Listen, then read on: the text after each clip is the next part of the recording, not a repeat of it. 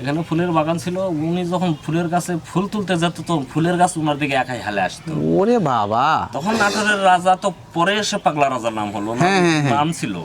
ওই রাজা শিকার করতে আসে, দেখে যে কি ব্যাপার এই মেয়ে গাছের থেকে ফুল তুলতে যাচ্ছে, অথচ ফুলের গাছ মেয়ের দিকে একাই হেলে আসতেছে, এটা কেমন ধরনের কথাবার্তা। ওই সেটা দেখে তো রাজা পাগল হয়ে গেছিল। ওই আজান টাজান দিচ্ছে, সত্য করে একটা কথা বলবেন, এই এলাকাত নাকি প্রচুর গুপ্তধন পাওয়া যায়। এখন গুপ্তধন পাওয়া যেতে পারে, এটি তো গুপ্তধন থাকার এই তো বাবা, এটা তো আর আমরা তো আর ইয়ে করা পারবো না। কথা বলিনি, মানে তো গুপ্তধন তো এটি তো থাকার কথা। খনন টনন করে আসলে যে কিছু পায় নাকি, হয়তো অনেক সময় নাকি গুপ্তধন টুপ্তধন পায়, এই কারণে আসে। দেখেন একবারে বাবা ভয় করতেছে, পোকামাকড় দেখেন, এগুলোতে কিন্তু মানুষ এখনো এসে খোঁজে। সাতিনগ্রাম থেকে নাটোর পর্যন্ত দুই দিকে লাল শালু কাপড়ের বেড়া দিয়ে আমার মেয়েকে নিয়ে যেতে হবে। ওরে সর্বনাশ, এই সাতিয়ান গ্রাম থেকে নাটোর পর্যন্ত, ওই গণভবন পর্যন্ত এই বেড়া দিতে হবে, লাল কাপড়ের দুই সাইডে বেড়া দিয়ে যেতে হবে, আমার মেয়েকে নিয়ে যেতে জানে কেউ না দেখে।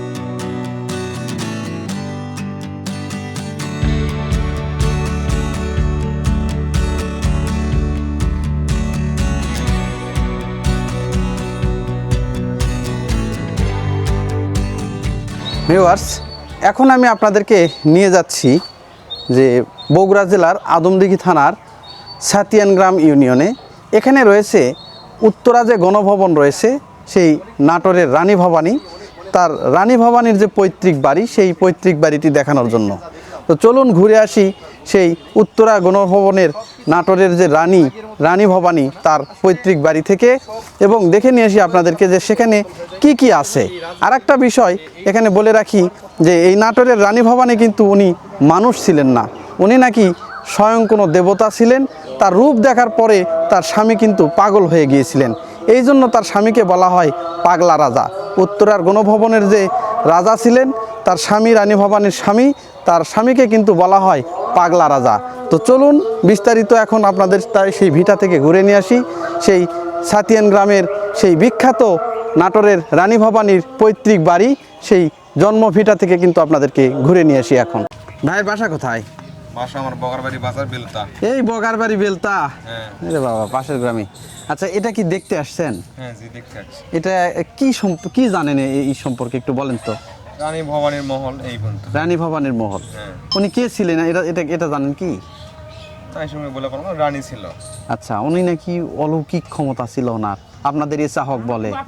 শোনা একটু হালকা করা যায়, হালকা করে একটু বোঝা যায়। উনি নাকি মানুষ ছিলেন না?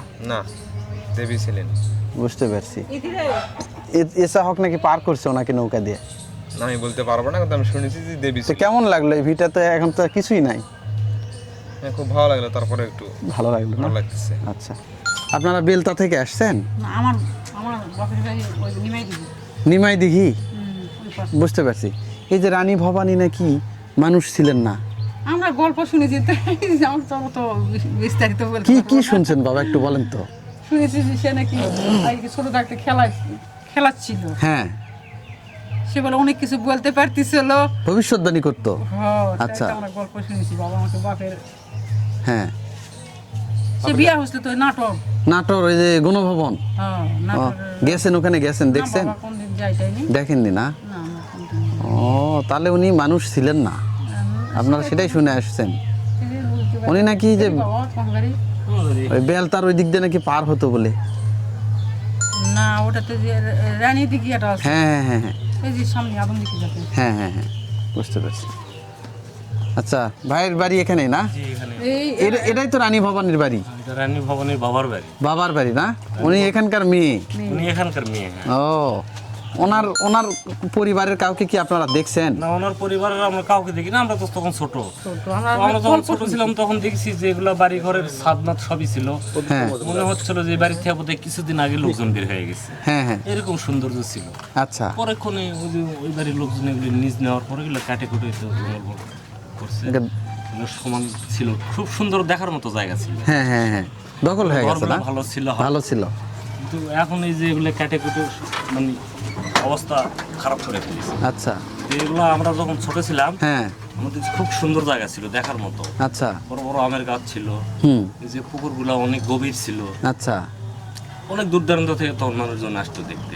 জিনপুরি আসতো নাকি? না, জিনপুরি আমাদের জীবনে দেখিনি। আমরা অনেক রাত ভরা চলাফেরা করছি, এগুলো খেলাছি বেড়াচ্ছি। আচ্ছা, অনেকে বলে যে এখানে নাকি অনেক ধনরত্ন পাইছে অনেকে।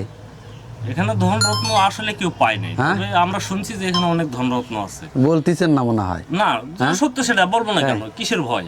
আচ্ছা, আমরা মুরব্বীদের কাছ থেকে শুনছি যে এখানে অনেক ধনরত্ন ছিল না, এগুলি গায়েব হয়ে গেছে। অনেকে অনেক কিছু পাইছেও তো না? না, পাওয়ার কথা আমরা শুনিনি ভাই, যেটা শুনিনি সেটা বলা যাবে না। আচ্ছা আচ্ছা, বলছে যে এখানে অনেক ধনরত্ন ছিল, সেগুলি গায়েব হয়ে গেছে। হ্যাঁ হ্যাঁ হ্যাঁ, মানুষ পায়নি না? না, মানুষে পায়নি। ও, তো এখন কিছু বাড়ায় না মূর্তি টুর্তি? যে এখানে নাকি অনেকগুলা পুকুর আছে। এখানে আমাদের সাতনিয়া ইউনিয়নে 365টা পুকুর। এই এনারাই করছে সেই পুকুরগুলা? আমরা তো শুনছি এনার বাবারা করছে। আচ্ছা।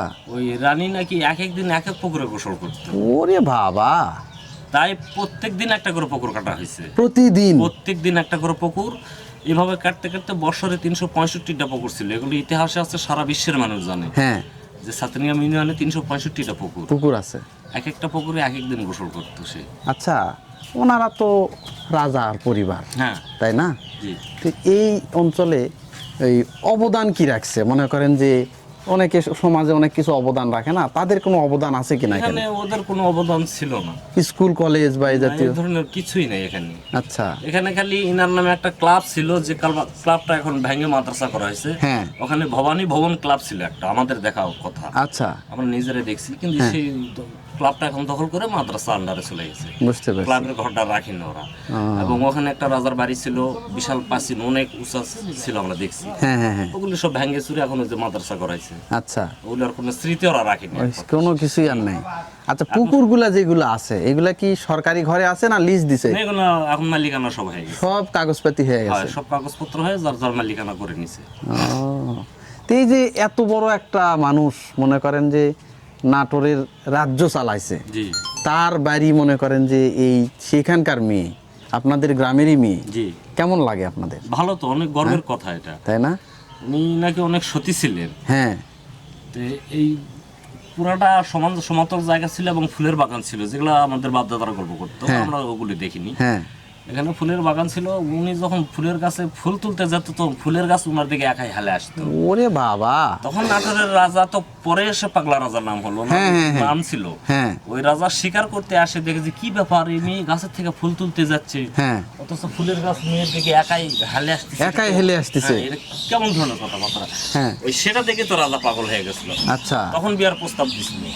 আচ্ছা, তখন রানীর বাবা উল্টা প্রস্তাব দিলে যে হ্যাঁ, আমার মেয়েকে বিয়ে দিতে পারি, তবে আমার একটা শর্ত আছে। কি শর্ত? সাতনিয়াম থেকে নাটোর পর্যন্ত দুই দিকে লাল শালু কাপড়ের বেড়া দিয়ে আমার মেয়েকে নিয়ে যেতে হবে। ওরে সর্বনাশ! এই সাতিয়ান গ্রাম থেকে নাটোর পর্যন্ত, ওই গণভবন পর্যন্ত এই বেড়া দিতে হবে, লাল কাপড়ের দুই সাইডে বেড়া দিয়ে যেতে হবে, আমার মেয়েকে নিয়ে যেতে যেন কেউ না দেখে। আচ্ছা, সে শর্তে সে রাজা রাজি হয়ে গেছিল। হওয়ার পরে ওই কথা অনুযায়ী ওইভাবেই বিয়ে করে নিয়ে গেছে উনি। ওইভাবেই নিয়ে গেছে। নিয়ে যাওয়ার পরে এটার মেলা ইতিহাস। তখন ওই স্বামী ভাত খেতে দিছে, দেওয়ার পরে নাকি মাথার কাপড় পিছন থেকে পড়ে গেছে। এক হাতে ভাতের গামলা আর এক হাতে চামচ। আচ্ছা, তাহলে মাথার কাপড় যে পড়ে গেল, অটোমেটিক আবার মাথার কাপড় উঠে গেল। উনি তো কোনো হাত দিয়ে মাথার কাপড় তুললেন না। তখন রাজা অবাক হয়ে গেল। তখন রাজা ভাত খাওয়া অবস্থার কিছু বলেনি। তখন ওনাকে বলি, পরে জিজ্ঞাসা করছে, আচ্ছা তুমি আমাকে যখন খেতে দিলে তখন তোমার মাথার কাপড় পড়ে গেল, তোমার মাথার কাপড় উঠলে কি করে, তুমি তো হাত দিয়ে কাপড় তোলনি। তখন স্বামী বলেছিল যে যা হওয়ার হয়ে গেছে ওটা আপনি জানার চেষ্টা করেন। আচ্ছা, তখন বলেছিল যে না, আমাকে এটা বলতে হবে, আর রহস্যটা কি? কে তোমার মাথার কাপড় উঠাই দিল? তুমি তো হাত দিয়ে নিজে না উঠালা না। তখন বলেছে যে না, এইসব আর জানার দরকার নেই, এইসব যদি তুমি জানতে চাও তাহলে আমাকে তুমি আর পাবে না। আচ্ছা, বলছে না, আমি এটা মানি না, আমি জানবোই আসল ঘটনাটা কি। তখন ওনাকে বলেছিল যে এটা যদি তুমি জানতে চাও তাহলে তুমি কিন্তু আমাকে পাবে না। বলছে না, এটা আমি বিশ্বাস করি না। আচ্ছা, তখন উনি যখন বলেছিল তাহলে আমি পুকুরে যখন ডুব পারবার যাবো, তখন আমি তোমাকে দেখাবো কিভাবে আমার মাথার কাপড়। আচ্ছা, তখন নাকি উনি ওই পুকুরে গোসল করতে নামার পরে যখন ডুবে চলে গেছে, তখন 10টা হাত ওনাকে দেখাচ্ছিল। দেখানোর পরে উনি ওই যে ডুবে গেছে আর পৃথিবীতে আর আসেনি। তখন রাজা পাগল হয়ে গেল, যে কি সিন আমি দেখলাম। ওই রাজা নাকি ওটা দেখার পরেই পাগল হয়ে গেছে। বাপরে বাপ, এই তো কাহিনী, বিশাল কাহিনী। ইতিহাসে আছে।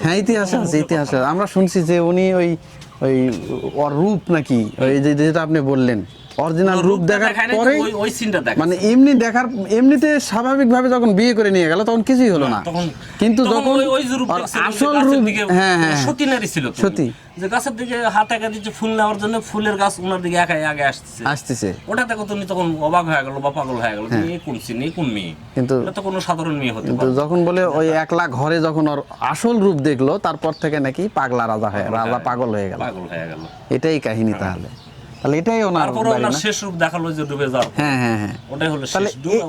এই জায়গাগুলো এখন দখল হয়ে গেছে না? এগুলো এখন ওই যে বাড়ির লোক সেনাবাহিনীর চাকরি করতো আগে, তো উনি লিজ নিয়ে নিছে 99 বছরের। উনি বলে, কিন্তু আসলে কাগজপত্র তো আমরা কোনোদিন দেখিনি, বুঝতে পারছি, বলে ওরা, বুঝতে পারছি। তো ওই জায়গাগুলো অনেক সুন্দর ছিল, দেখার মতো ছিল। হ্যাঁ, তো ওগুলো ওই যে নিজের দখলে রাখা ঝোড় জঙ্গল, হিরেঞ্চির আড্ডা, গাঁজাখোরের আড্ডা, এগুলি হয়। এইগুলোতে এখন হিরেঞ্চি গাঁজাখোররা আসে। আজকে আমি এসেছি যে বগুড়া জেলার আদমদীঘি থানার সাতিয়ান গ্রামে। তো এখানে আসার উদ্দেশ্য, আপনারা এর আগে অনেক ইতিহাস জেনে থাকবেন, অনেক জায়গায় পড়ে থাকবেন বা লোকমুখেও শুনে থাকবেন যে নাটোরের যে রানী ভবানীর যে বাড়িটা রয়েছে, সেই রানী ভবানী কিন্তু এই যে বগুড়ার যে সাতিয়ান গ্রাম, সেই সাতিয়ান গ্রামের কিন্তু মেয়ে। এখন আমি তার জন্মভিটায় কিন্তু রয়েছি। নাটোরের যে রানী ভবানী, এর সম্পর্কে কিন্তু আপনারা অনেক কিছুই জেনেছেন এর মাধ্যমে, যে তিনি অনেক জনহিতৈষী যে কাজকর্ম করছে, তিনি দেশের অনেক অবদান রেখেছেন, উনি অনেক পুকুর খনন করেছেন, অনেক খাল খনন করেছেন, অনেক মন্দির তৈরি করেছেন, অনেক শিক্ষা প্রতিষ্ঠান তৈরি করেছেন। এই রকম উনি এই সমাজে কিন্তু অনেক গুরুত্বপূর্ণ অবদান কিন্তু উনি রেখেছেন। ওনার ছিল 2টা ছেলে 1টা মেয়ে, সবাই কিন্তু মারা যায়। এই মারা যাওয়ার পরেই কিন্তু উনি সেই নাটোরের যে রাজ্য, সেই রাজ্যটা কিন্তু উনিই পরিচালনা করেন। সেই সময়ে কিন্তু উনি এই কাজগুলো করেন। তবে এই ঘটনার ঊর্ধ্বে তার একটা কিন্তু যে লুকায়িত একটা ঘটনা আছে, সেটা হচ্ছে যে উনি নাকি কোনো মানুষ ছিলেন না, উনি নাকি স্বয়ং দেবী ছিলেন। এই দেবীর রূপ কিন্তু অনেকে দেখতে পাইছেন। আমি এর আগে এই রানীনগরের বেলতা নামে একটা গ্রাম রয়েছে, সেই বেলতা গ্রামে যখন আমি গিয়েছি, তখন সেখানে একজনের নাম হচ্ছে এসা হক। ও বলতেছে যে গভীর রাতে, আগে তো নাটোর যাওয়ার রাস্তা যেমন এখন ট্রেন যোগাযোগ হয়েছে, তখন ওইভাবে ট্রেন যোগাযোগ কিন্তু পরে হয়েছে। এখানে কিন্তু আর একটা কথা বলে রাখা ভালো, যে নাটোর থেকে যে সান্তাহারের উপর যে ট্রেন যোগাযোগ, এটা কিন্তু রানী ভবনের সময়ই কিন্তু হয়েছে। তো যাই হোক, তার আগেই কিন্তু উনি এই যে নদীপথে যাওয়া আসা করতো, সেই নদীপথে যাওয়ার সময়ে সে নাকি গভীর রাতে নৌকা দিয়ে পার হচ্ছিল, এবং এসা হক নাকি তাকে স্বয়ং এই নদীটা পার করেছে। সে অপরূপ সুন্দরী, অলংকার সজ্জিত, সে অনেক যে অলংকার পরেছিল, সেই অলংকার সজ্জিত পরে সে একাই কিন্তু ওই নদী পার হয়ে কিন্তু সেই নৌকা দিয়ে, এবং এসা হক যিনি, সেই এসা হক কিন্তু ওনাকে সেই নৌকাটা পার করে দিয়েছেন। এখন এটাই সেই রানী ভবানীর যে জন্মভিটা, সেই জন্মভিটা, এটা কিন্তু তার বাবার বাড়ি। এখন দেখেন, এই যে একদমই যে ইটের দেয়াল, এইগুলো ছাড়া এখানে কিন্তু আর কিছুই নাই। এখন এই যে দেখেন, আগের যুগের যে ইট, সেগুলো কিন্তু এখনও ওইভাবেই পড়ে আছে, একদম ভুতুরে একটা জায়গায় পরিণত হয়েছে। একটু ভিতরে যদি আমি যাই, মানুষজন কিন্তু খুব একটা এই জায়গাগুলোতে আসে না, কিন্তু এখনও যেহেতু ইতিহাস নির্ভর একটা জায়গা, মানুষ কিন্তু এখনও এগুলো দেখতে আসে অন্যান্য জায়গা থেকে। যেমন কিছুক্ষণ আগেই কয়েকজন মানুষ এখান থেকে কিন্তু বেরিয়ে গেল, যে সাতিয়ান গ্রামের যে রানী ভবানীর যে পৈতৃক বাড়ি, সেই বাড়ি থেকে কিন্তু ওনারা বেরিয়ে গেল। এই যে দেখেন, এটা কিন্তু এই যে গাছ হয়ে গেছে, ইট পাথরে কিন্তু ভরে গেছে। এইগুলোতে কিন্তু অনেক সময় যে সাপ পোকামাকড় কিন্তু বের হয় এই জায়গাগুলোতে। দেখেন উপরে কি বিশাল গাছ হয়ে গেছে, ইটগুলো কিন্তু একদম গাছের শেকড় বাকড়ের ভিতরে চলে গেছে। আবার অনেকে যেটা বলতেছে যে এই জায়গাগুলোতে নাকি আগে কিছু গুপ্ত ধনও কিন্তু অনেক নাকি পাওয়া গেছে, সেই ধন দৌলতও নাকি অনেকে পাইছে এখান থেকে, কিন্তু সেইগুলো আসলে মানুষ আর এগুলো প্রকাশ করে না। একদম জনমানবহীন একটা ভিটা, দেখেন চারপাশে কিন্তু জঙ্গলে ভরে গেছে, বাঁশ ঝাড়, এই জায়গাগুলোতে ওইভাবে মানুষজন কিন্তু আসে না। আর ওই যে দেখেন, ওই যে ওখানেও কিন্তু বিল্ডিংয়ের যে একটা ধ্বংসাবশেষ, সেইটাও কিন্তু রয়েছে। ওই যে দেখেন, ওখানেও কিন্তু বাঁশের ঝাড়ের মধ্যে কিন্তু একটা ইটের যে স্থাপনা সেটা কিন্তু আমরা দেখতে পাচ্ছি।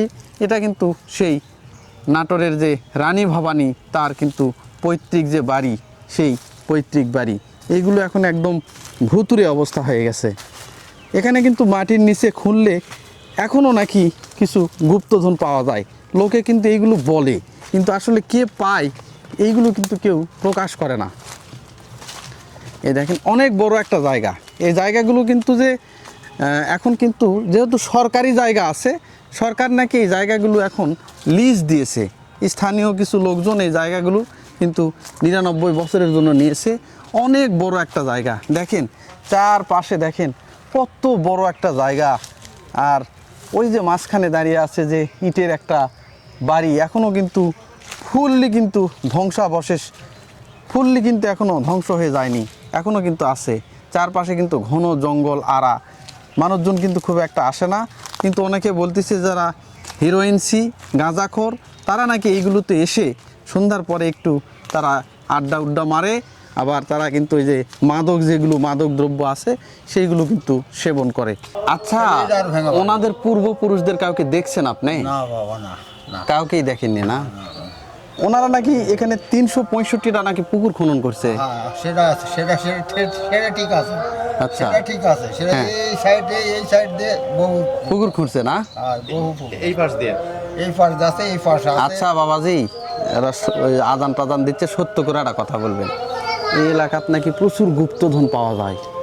এখন গুপ্তধন পাওয়া যেতে পারে, এটি তো গুপ্তধন থাকার কথা। এই তো বাবা, হ্যাঁ, এটা তো আর আমরা তো আর ইয়ে করে পারবো না বা হ্যাঁ, হ্যাঁ, হ্যাঁ। কথা বলিনি, মানে এটাই তো গুপ্তধন, তো এটাই তো থাকার কথা। হ্যাঁ, অনেকে নাকি পায় বলে এই পাড়াতেই নাকি অনেকে পাইছে, টাকা পয়সা আলা হয়ে গেছে বলে। সেটা আমি কবো না, হ্যাঁ? বাবা, পাইতে পারে। হ্যাঁ। এখন গুপ্তধন আল্লাহ কার কিন্তু- ভাগ্যে থুইছে নাকি করে। আছে, এটা শিওর, তবে আছে, এটা ঠিক আছে। হ্যাঁ। ঠিক আছে না?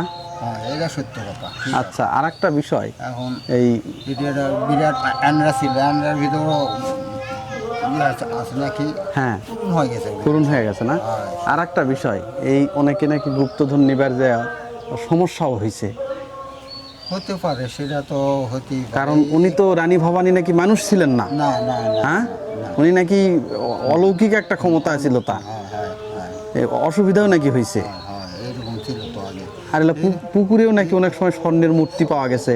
সেগুলো তো প্যাসে, আগে প্যাসে, এখন আর ওলাত নেই। এই যে সামনে একটা পুকুর আছে, এই যে আইনি ভবনের সামনে, হ্যাঁ ওখানে হ্যাঁ হ্যাঁ হ্যাঁ এটা তো মনে করে আইনি ভবানী থাকতে নেই, পুকুরটা আছে। হ্যাঁ, এটা তো বহু জিনিস থাকতে অনেক কিছু পাইছে না? পূরণ হয়ে গেছে। মাঝে মধ্যেই তো মূর্তি টুর্তি পায়, হয়, এখন পায় না। তো এখন আপনি কিছু পাইছেন নাকি? না বাবা, হ্যাঁ? না, না করছেন না? আমরা এর থেকে উঠে আসছি অবশ্য। না, আমি কই, আমার আপনারা বাড়ি, খুব- আসল বাড়ি এখানে না। হ্যাঁ হ্যাঁ হ্যাঁ আমার বাড়ি, আসল বাড়ি হলো দুর্গাপুর। হ্যাঁ এইনার বাড়িও হ্যাঁ। ইয়াতে দুর্গাপুর। হ্যাঁ হয়, এনারা উঠে আনছে, এই উঠনা লোকে এইখানের ভিতর সবই প্রায় উঠে আনছে। হ্যাঁ, এটা আসল যারা লোক হ্যাঁ। তারা এখন নেই, এটা ওই নেই। যাকেই জিজ্ঞেস করতেছি বুঝছেন, তাই কয় বাবা গুপ্তধন অনেক, কিন্তু থাকতে কেউ পারে, পাশে হয়। পালেও করছে না। কিন্তু তাই বোঝা তো- শেষ আমার, তাই তো কেউ কবে না না? এ বাবা, না আসো না। আচ্ছা ঠিক আছে। আসো না, আসো ঠিক না আছে, বাবা, ঠিক আছে। বলে। ভিউয়ার্স, এখানে একটা কথা প্রচলিত আছে, এই নাটোরের রানী ভবানী নাকি 365 দিনে 365টি পুকুর কিন্তু খনন করেছিল। এই যে দেখেন যে পুকুরগুলো দেখতে পাচ্ছেন, আশেপাশে কিন্তু অসংখ্য পুকুর। এই যে একটা পুকুর দেখতে পাচ্ছেন, এই যে একটা পুকুর দেখতে পাচ্ছেন, মানে আমি যেদিকেই যাচ্ছি এই ভিটার চারপাশে শুধু অনেকগুলো পুকুর দেখতে পাচ্ছি। তো বলা হচ্ছে যে উনি প্রতিদিনে নাকি নতুন নতুন একটা করে পুকুরে উনি স্নান করত। এই জন্যে 365 দিনে উনি আশেপাশে 365টি কিন্তু পুকুর উনি খনন করছে। উনি কিন্তু এই দেশের যে এই যে স্টেট বাঁচিয়ে রাখার জন্য কিন্তু ইংরেজদের সাথেও কিন্তু অনেক সময় তিনি ইংরেজদের যে সব দাবি কিন্তু সব কিছু উনি তখন সব কিছু সে মেনে নেয়নি। এটাই তার যে পৈতৃক যে ভিটা, একদম ছাতিয়ান গ্রামে, বগুড়ার যে আদমদিঘি থানার ছাতিয়ান গ্রাম, সেই ছাতিয়ান গ্রামেই কিন্তু নাটোরের গণভবনের যে রানী ভবানী, তিনি তার কিন্তু পৈতৃক ভিটা কিন্তু এটাই কিন্তু আমি এতক্ষণ আপনাদেরকে দেখানোর চেষ্টা করলাম। এবং এই রানী ভবানীর এখানে আর কে থাকেন সেটাও কিন্তু আমি জানানোর চেষ্টা করলাম। এই মুহূর্তে তাদের বংশধররা কিন্তু এখানে আর কেউই থাকেন না, সবাই কিন্তু এখান থেকে বিলুপ্ত হয়ে গেছে। এবং এই যে জায়গাটা, এই জায়গাটা কিন্তু এখন একটা লিজ দেওয়া হয়েছে, একজন আর্মি পার্সন নাকি এই জায়গাটা লিজ নিয়েছে 99 বছরের জন্য। আর এর আশেপাশে যত জায়গা দেখবেন আশেপাশে, দেখেন এখানে কয়েকটা পুকুর এর আগে আমি দেখালাম, আরও কয়েকটা পুকুর আপনাদেরকে দেখাই। উনি নাকি 365টা দিনে প্রতিদিন নাকি একটা করে পুকুর উনি খুঁড়ছে। এক বছরে উনি 365 দিন, এই 365 দিনে কিন্তু 365টি পুকুর কিন্তু উনি খনন করছে। এই যে একটা পুকুর দেখেন, এই যে একটা পুকুর, ওই যে একটা পুকুর, এখানে আশেপাশে এই ভিটার চারপাশে থেকে শুরু করে আশেপাশে যত জায়গা আছে সব জায়গায় একটা করে পুকুর। তো এখানে নাকি 365টা পুকুর আছে, উনি প্রতিদিন একটা করে পুকুরে কিন্তু এখানে স্নান করত। আর উনি শিক্ষা দীক্ষা থেকে শুরু করে অনেক জায়গায় কিন্তু অসামান্য অবদান তিনি রেখেছেন। বিশেষ করে নাটোর অঞ্চলে উনি অনেক মন্দির নির্মাণ করেছেন, দুর্গা মন্দির নির্মাণ করছেন, উনি শিব মন্দির নির্মাণ করছেন, কালী মন্দির নির্মাণ করছেন, রাধা গোবিন্দ মন্দির নির্মাণ করছেন। পাশাপাশি উনি শিক্ষাক্ষেত্রেও কিন্তু অনেক অবদান রাখছেন। আর সবচেয়ে বড় যে কথা, যে এখন যে এই ইন্ডিয়া থেকে শুরু করে নাটোরের যে ঈশ্বরদী এবং নাটোর হয়ে যে রেল স্টেশনটা চলে গেছে, এই তার আমলেই কিন্তু এই রেল স্টেশনটা কিন্তু নির্মাণ করা হয়। এই সেই রানী ভবানী যিনি ছিলেন, এই ছাতিয়ান গ্রামের মেয়ে, যিনি উত্তরা গণভবনের যিনি গৃহিণী, সেই উত্তরা গণভবন কিন্তু এখন সরকারি কাজে ব্যবহার হচ্ছে। তার অবদান কিন্তু অনেক। আজ কিন্তু কালের বিবর্তনে কিন্তু সব কিছুই হারিয়ে গেছে, জরাজীর্ণ একটা অবস্থা। এখানে কিন্তু আর তেমন কিছুই নাই। উঁচু একটা ভিটা, যেখানে শুধুমাত্র মানে পোকা মাকড়, সন্ধ্যার পরে হয়তো ঝিঝি পোকা আর বিভিন্ন সাপ পোকামাকড়, এইগুলো কিন্তু ছাড়া কিছুই কিন্তু এখানে দেখতে পাবেন না। আর দেখেন বিশাল উঁচু একটা ভিটা, এটা কিন্তু ওনার যে ভিটা, সেই ভিটা, এই ভিটা এখন অনেক জায়গায় দেখা যায় যে গরু ছাগল আসে, এখন সেখানে গরু ছাগলও কিন্তু আসে না। তো বলা হচ্ছে এক সময় রাজা বাদশাহ, এক সময়ের ফকির। কালের বিবর্তনে কে কখন কোন পথে যাবে, কে কখন ধনী হবে, কে কখন গরিব হবে, কে কখন পথের ফকির হবে, কে নিঃসন্তান হবে, এইগুলো কিন্তু এই যে রাজপ্রাসাদগুলো রয়েছে বা এই যে বাড়িগুলো রয়েছে, এইগুলো থেকে কিন্তু আমাদের অনেক কিছু শেখারও বিষয় আছে। আপনাদেরকে বাড়ির ভিতরে একটু নিয়ে যাওয়ার চেষ্টা করি। এটা তো বাইরে থেকে দেখাচ্ছি, দেখেন ভিতরে যেতেও কিন্তু ভয় করতেছে। এই যে একদমই দেখেন গাছপালায় ভরে গেছে, এগুলো থেকে কখন কোন সাপ পোকামাকড় বের হয় এটা কিন্তু বলা মুশকিল। তারপরেও দেখি একটু রিস্ক নিয়ে ওই পাশে কি আছে আপনাদেরকে যদি কিছু একটু দেখানো যায়। এই যে দেখেন এই পাশে কিন্তু এইরকম একটা অবস্থা, জরাজীর্ণ অবস্থা, এগুলোতে কিছুই নাই, একদম ইট ভাঙাচোরা দেয়াল। হাজার হাজার বছরের আগের যে ইটগুলো, সেগুলো কিন্তু এখনও সেই রকমভাবে আছে, এইভাবেই আছে। এইগুলোতে কিন্তু এখনও মানে যারা ইতিহাস ভালোবাসে, যারা ইতিহাস সম্পর্কে জানতে চায়, তারা কিন্তু এখনও এই জায়গাগুলো পরিদর্শন করতে আসে। আর সবচেয়ে বড় কথা, নাটোরের যে রানী ভবানী, উনি নাকি মানুষ ছিলেন না। ওনার যে রূপ, আসল রূপ, যে দেবতা যে রূপ, এই রূপটা দেখার পরে ওনার স্বামী কিন্তু পাগলা হয়ে গিয়েছিলেন। এই জন্য ওনাকে কিন্তু পাগলা রাজা বলা হয়। দেখেন বিশাল জরাজীর্ণ একটা জায়গা, এই জায়গায় এখন একদম ধ্বংসস্তূপে পরিণত হয়ে গেছে। সরকারের কোনো পদক্ষেপ নাই, এইগুলো যে সংরক্ষণ করবে এই ধরনের কোনো মানে উদ্যোগ কেউই নেয়নি। যে এক সময়ের যিনি প্রতাপশালী রানী ছিলেন, প্রতাপশালী রাজারা ছিলেন, তাদের যে ইতিহাস, তাদের ঐতিহ্য, তাদের বাড়িগুলো যে সংরক্ষণ করে রাখা, এইগুলো কিন্তু সরকার করে না। এগুলো জরাজীর্ণ হয়ে আজ বেদখল হয়ে যাচ্ছে। এটাই সেই উত্তরের যে উত্তরা গণভবনের যে রানী, যিনি রানী ভবানী নামে পরিচিত, তার কিন্তু পৈতৃক বাড়ি বগুড়ার আদমদিঘি থানার ছাতিয়ান গ্রামে মেয়ে উনি, ওনার কিন্তু এটা পৈতৃক বাড়ি, যে আজ বিশ্ববরেণ্য, বিশ্বের বিভিন্ন জায়গায় তার নাম রয়েছে। বিশেষ করে ইংরেজদের সাথে কিন্তু তিনি চোখে চোখ রেখে কিন্তু উনি শাসন করেছে তার রাজ্য। তাই তারা কিন্তু ইংরেজদের চাপিয়ে দেওয়া সব কিছু কিন্তু তিনি কিন্তু মাথা পেতে মেনে নেননি। তিনি কিন্তু তাদের সাথেও যুদ্ধ করেছেন। এটাই সেই রানী ভবানীর কিন্তু পৈতৃক বাড়ি ছাতিয়ান গ্রামের সেই ঐতিহ্যবাহী সেই বাড়ি দেখেন আজ কিন্তু একদম বিলীন হয়ে গেছে, ধ্বংস হয়ে গেছে। আর এটাই তার ভিটা, এই ভিটাটাও এখন বেদখল হয়ে গেছে।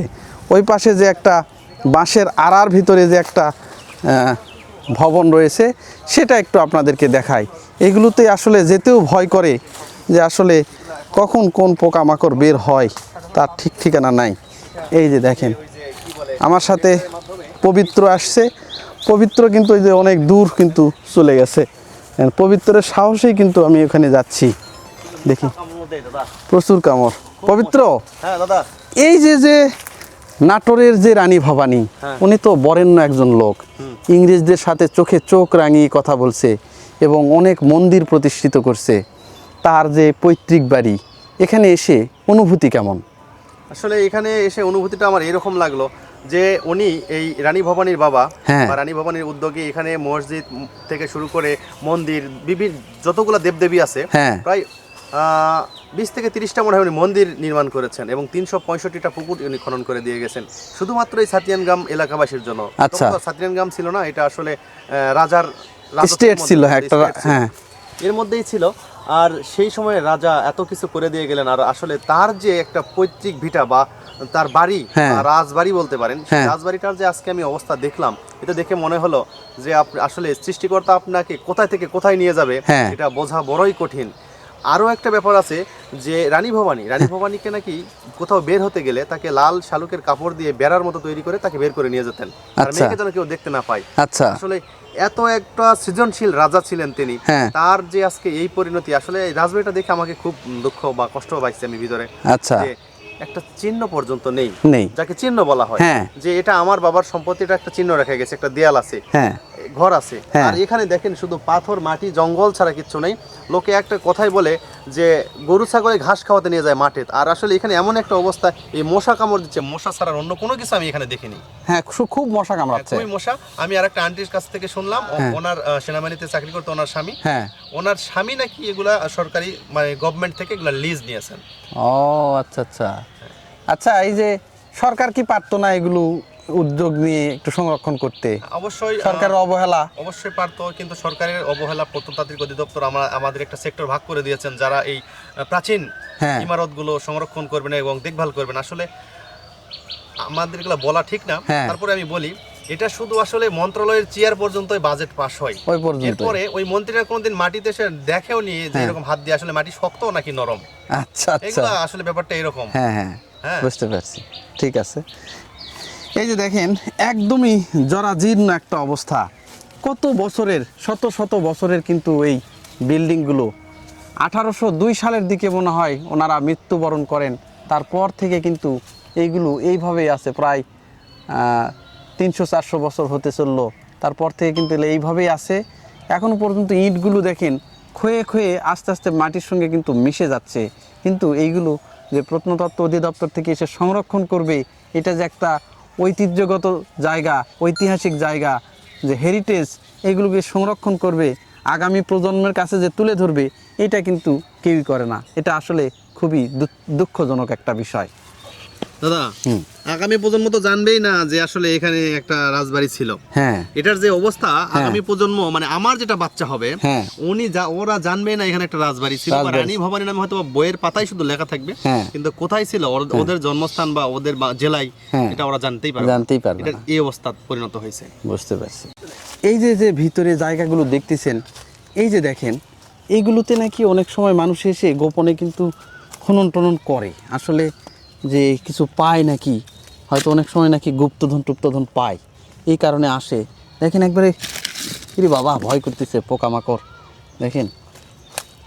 এগুলোতে কিন্তু মানুষ এখনও এসে খোঁজে যে এখানে এই চারপাশে কিন্তু খনন করে কিছু কিছু জায়গায়, যে আসলে গুপ্তধন পায় কিনা। কারণ যেহেতু একটা রাজবাড়ি ছিল, আর যেহেতু রানী ভবানী, তাদের সেই সময় টাকা পয়সাগুলো ছিল স্বর্ণের, রূপার, মুদ্রার, এইগুলো ছিল। তারা আসলে যদি একটা না একটা পায়, এই পাড়াতে নাকি অনেকে অনেক কিছু পাইছে যেগুলো আসলে গোপন করে।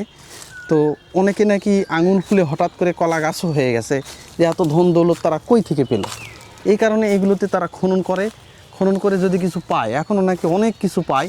এই যে 365টা পুকুর, আপনারা শুনবেন যে মাঝে মধ্যেই দেখবেন যে এখানে এই পুকুরগুলো থেকে স্বর্ণের মূর্তি, রাধাকৃষ্ণের মূর্তি, বৌদ্ধ মূর্তি এইগুলো কিন্তু বের হয়।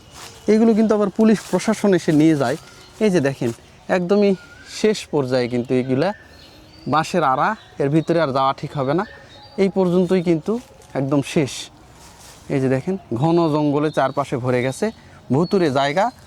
এটা এখন সন্ধ্যার পরে নেশাখোরদের আড্ডাখানায় পরিণত হবে। এই নেশাখোর ছাড়া ডাল, ফেন্সিডিল এইগুলো ছাড়া কিন্তু হিরোইনসি তারা এসে কিন্তু এখানে বসে নাকি আড্ডা দেয়, তারা খাওয়া দাওয়া করে। দু একটা বোতলও দেখা যাচ্ছে, এই যে এই পাশেই দেখলাম এখানে একটা ফেন্সিডিল না ডালের বোতল নাকি পড়ে আছে, আপনাদেরকে দেখা। এই যে দেখেন, এই যে একটা বোতল, এই যে দেখেন মাদক দ্রব্য, এইগুলো কিন্তু মাদক দ্রব্যের একবারে আখড়ায় পরিণত হয়ে গেছে। এই ঘন জঙ্গলের মধ্যে যেহেতু লোকজন আসে না, প্রশাসনও আসে না, কেউ আসে না, তারা কিন্তু রাতে নীরবে নিভৃতে কিন্তু এই মাদক সেবন করে। ভিউয়ার্স, তো আজকে এখানে থাকা খুবই কষ্টকর, কারণ একে তো বৃষ্টি হয়েছে আর চারপাশে দেখেন ঘন জঙ্গল। এই যে মশাগুলো আপনারা দেখতে পাচ্ছেন কিনা জানি না, যে দেখেন প্রচণ্ড মশা, আমাদের হাত পা কিন্তু ফুলে তুলছে। এই যে দেখেন, দেখলে বুঝতে পারবেন একেবারে থাকাই যাচ্ছে না কোনোভাবেই।